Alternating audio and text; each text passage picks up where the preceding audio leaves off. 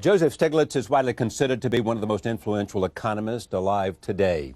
In the 1990s, he served as chairman of President Clinton's Council of Economic Advisors and later as chief economist for the World Bank. The New York Times has called him perhaps the most prominent theorist of his generation. During his career, he has pioneered the theory of asymmetrical information. We'll explain that to you. It argues that there is an inherent inequity between buyers and sellers' access to information in many transactions. The theory has been applied to such diverse areas as used cars, health insurance, and college admissions. In October of this year, he was awarded the Nobel Prize in economics for his work in this area. He is currently a professor at Columbia University. I am pleased to welcome him back to this program. Welcome back. Thank you. And congratulations. Thank you. I mean, this is, you now know that the first line of your obituary, I know. Joseph Stiglitz, Nobel winner in economics, died today. I mean, that's what it's going to say, unless you have some other great gift for us that will happen between now and hopefully the long postponed time of your own death. Having said all of that, explain this to me. How you came to this theory that the Nobel Committee thought was so significant. Well, for 200 years of modern economics, it was always assumed that information was perfect. Right. And not that people really believed that it was perfect, but they didn't know how to incorporate imperfect information into the theories. And the hope was that the world with imperfect information would be very much like a world with perfect information. Right. But, you know, in our everyday life, we're always struggling with the imperfections of information, and we know that they're very important. They consume us, you know, when you hire somebody, you worry about how good they're going to be. When you buy a car, you start worrying about, is the guy trying to sell you a lemon. But let me stop you there, because the world of imperfect information, if you had perfect information, the buyer would know everything about the car that the seller does. Exactly. But in the world that we live in, the buyer knows more about the car. The seller knows more than the buyer does. So there's imperfect information. And there's asymmetric. And that's all that the word asymmetric means, that somebody knows more than the other. And in health insurance, if I'm the one asking for the insurance, I know more than the insurance company because I know more about my health. That's right. You know whether you smoke or drink too much or right. all the other attributes that make you a bad risk. So you came to this conclusion that said, with imperfect information, what? Well, that it makes a very big deal of difference. That to give you what we do conveys information from one side of the market to the other, right. And that because I know that and you know that, it affects our behavior. Right. So, for instance, you may want to go to school longer, not just because you want to get more education, as valuable as that may be, but also you want to signal to your employer right. that you are more able and that you can get through those hurdles that are required, and so that you're conveying information. When the buyer of a used car knows that if he offers too low of a price, only guys who have cars that have lots of problems are going to be willing to sell it. So he starts to infer, if I offer too low of a price, I'm going to get a lousy car. So he acts on imperfect information. Exactly. And so one of the important applications of this is that, for instance, you may want to pay a worker more than the minimum amount that you need to get a worker, because if you pay a worker too little, you get a lower quality worker, he won't work as hard. Yeah. In the older theory, with perfect information, you never have to worry about incentives, you never have to worry about who you're hiring, because you know everything. Yeah. Now, to a lot of people, that sounds obvious.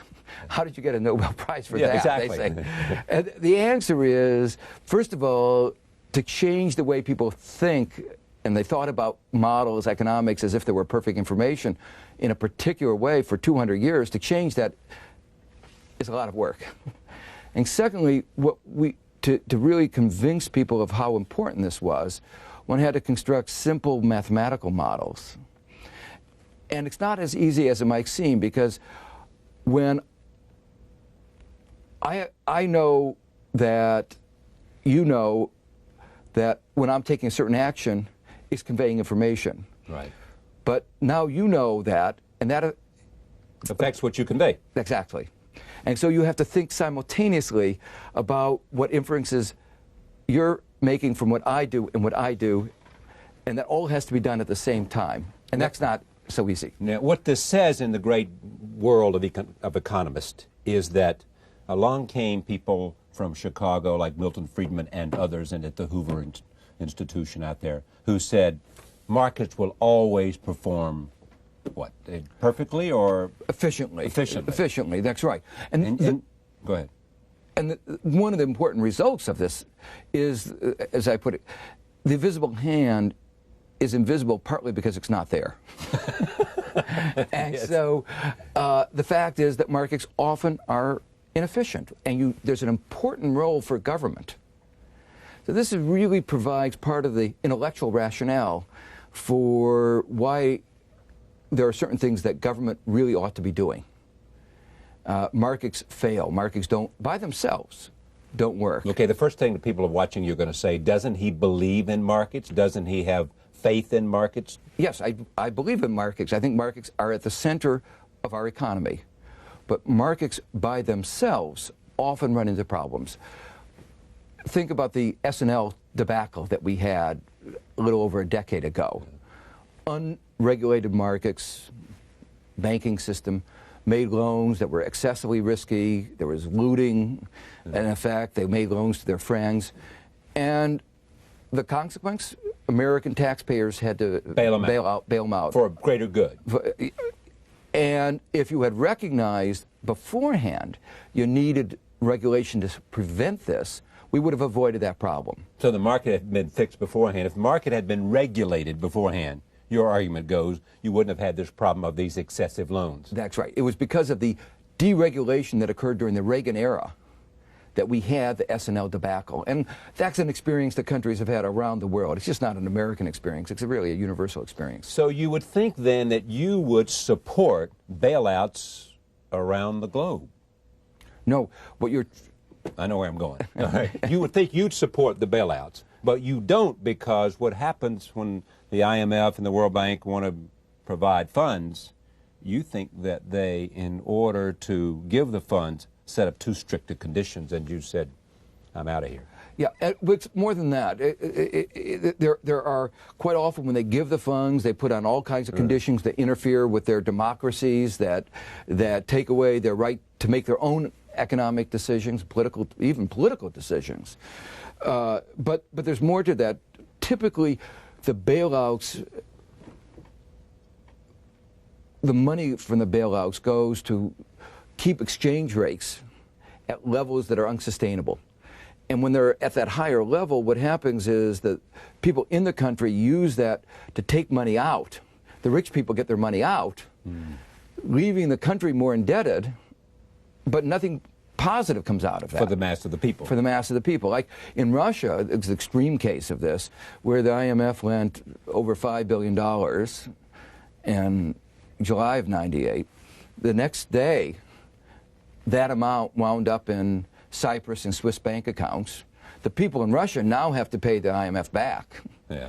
But what did the Russian people get? They got the exchange rate kept at too high of a level for an extra few weeks, which squashed their economy because they couldn't sell their goods and let imports come in more cheaply.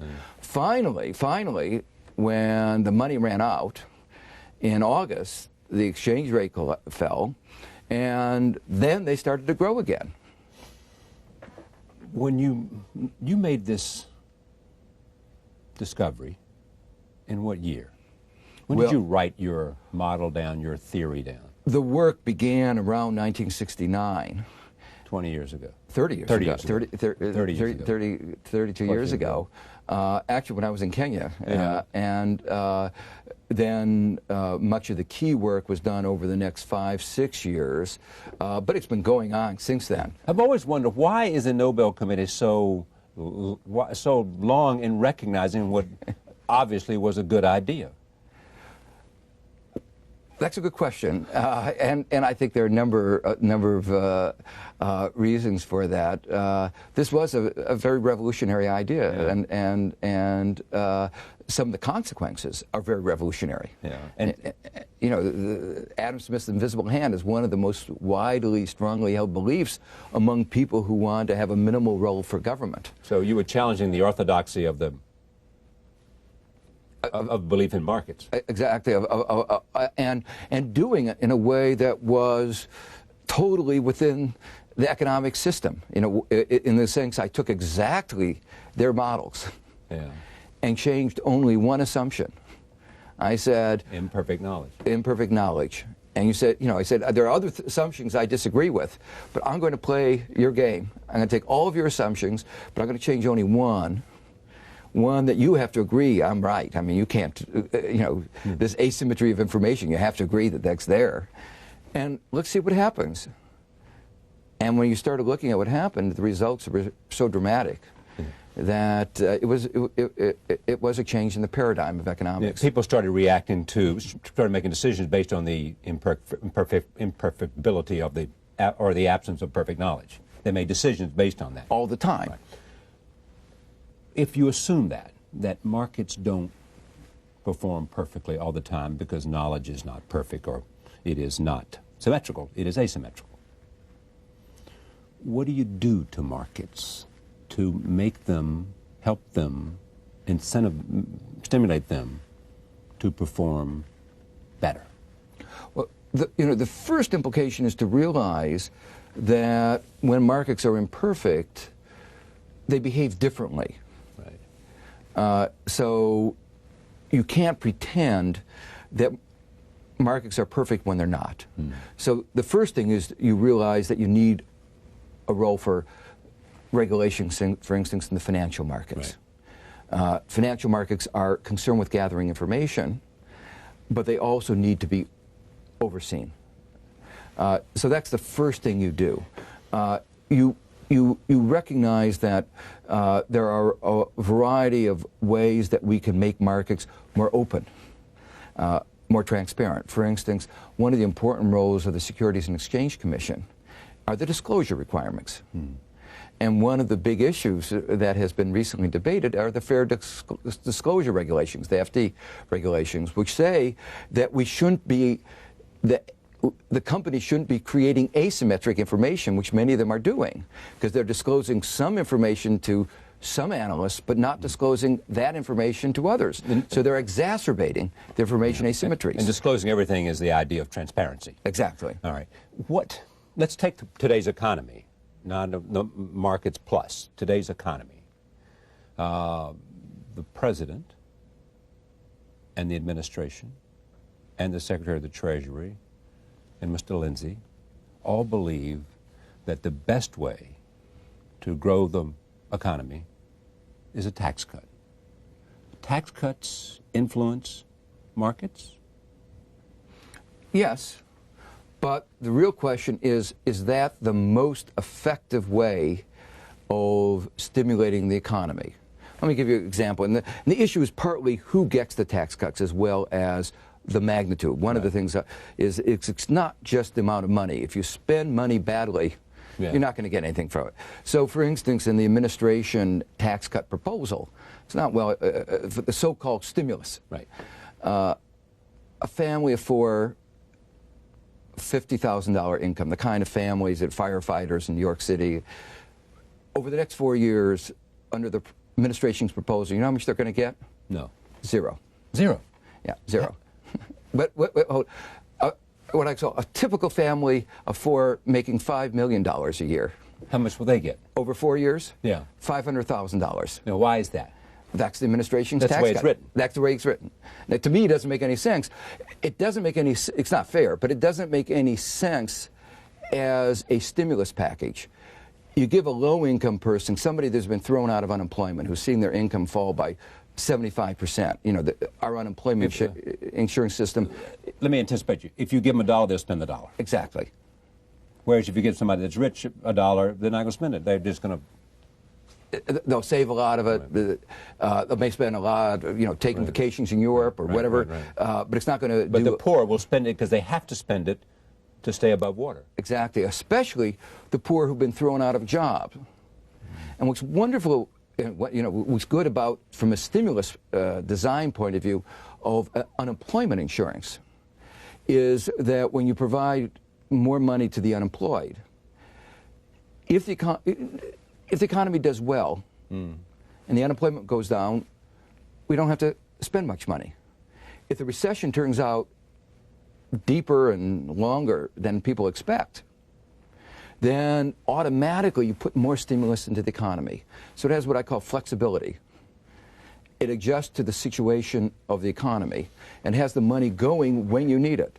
Most of the stuff in the administration's tax cut are going to go out, money is going to be spent in years 2, 3, 4, hopefully after the economy recovers. So it's not going to do any good. But a lot of people recognize that now. They seem to be more and more focused on that and how do you front load it. That's right. But certainly as originally designed, it was just, and backloading it actually can make things worse, because as you have all this backloaded tax cuts, the government is going to borrow money, surplus is being depleted, we may even go into deficit.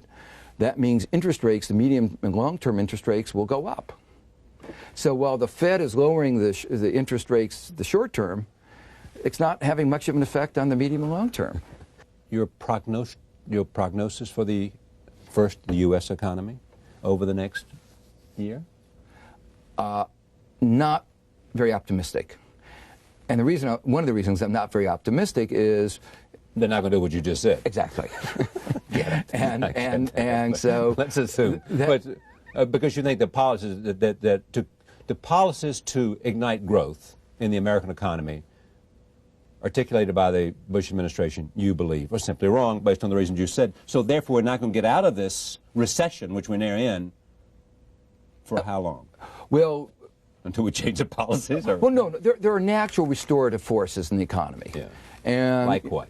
Well, for instance, we have excess capacity in IT. Right. Eventually, that excess, those old computers are going to get obsolete. Right. And they need new ones, and they got to go buy new ones and create demand. That's right. But that can take 9 months, a year, year and a half, 2 years, 3 years. Now, one of the real consequences of delaying recovery is that the downturn in the United States is now spreading to countries around the world. I just came back from a trip to Latin America, and all over that continent, the downturn in the United States is having really serious consequences. It used to be said that when the United States sneezed, Mexico caught a cold. Right. Well, now the United States sneezes, all of Latin America catches a cold, and right now the United States has the flu, if not something worse. But in fact, not only that, they were real predictions that the European economy would withstand the decline in the American economy and would be immune from it because they had a different set of circumstances at work there. Turned out to be wrong. Exactly. And Germany right now is in negative growth. This is the first time... One of the 3 or 4 best economies in the world. Exactly. And this is the first time in this new era of globalization that all 3 major countries, United States, Japan, and Germany, are negative, are declining. Now, what specifically led to your fight with the World Bank, where you were the chief economist? Well, actually, within the World Bank, there was a great deal of support for the views that I had. It was really more of a fight between the World Bank and the IMF. And it was really over 2 or 3 broad issues. The first was, in the context of the East Asia crisis, I said you ought to have stimulus packages, like we're doing. Right. You shouldn't make the economy worse. You should try to stimulate the economy. Just basic. I put myself in the mindset of being chairman of the Council of Economic Advisors, and I said, what would I do if I was trying to help these countries? And I came to diametrically opposed views. To the things that the IMF was setting as conditions for its loans. It wasn't suggesting, it was insisting. Right. Secondly, the way the transition from communism to a market economy was managed in Russia and the other Eastern European countries, I thought was just terrible. And the result has been disastrous. What was terrible about it? Well, it was again the same use of the market, free market mechanisms, your reliance on markets without worrying about the other institutions, for instance, not worrying about the rules of corporate governance. Right. It was also done in the way it was done, shock therapy, very quickly before those institutions could be in place. The disaster, I don't think people fully realize, poverty rates were 2% in 1989, say in Russia. Mm-hmm. By 1998, depending on the numbers, they were 40 or 50% or more. But the economy of Russia today, perhaps because of oil, is doing much better. Much better than it was in 98, but still 30, 40% below what it was before, at the end of communism. But it's probably better positioned to do better than it was at the end of communism. No, I think it's actually been undermined.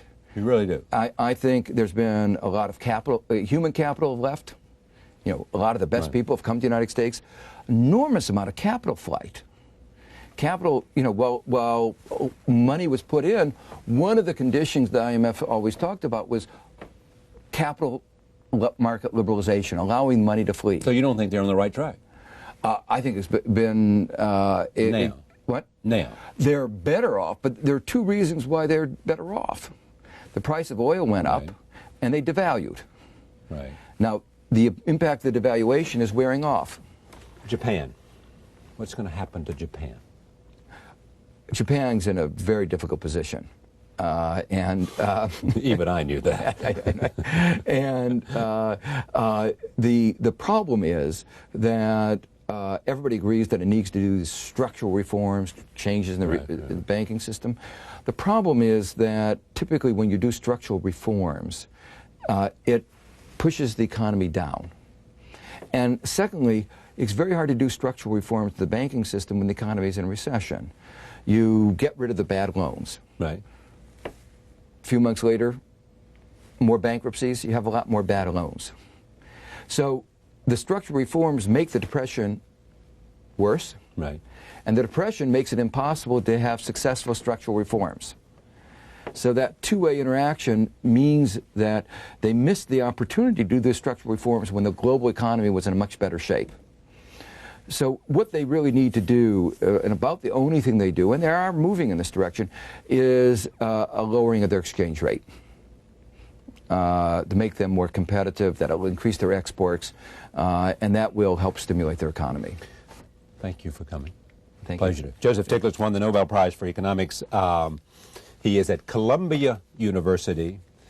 He gave up tenure at Stanford. At Stanford. Many people don't do that, to come to New York. I assume because they want to live in New York, and because Columbia is a good place, and because some other reasons.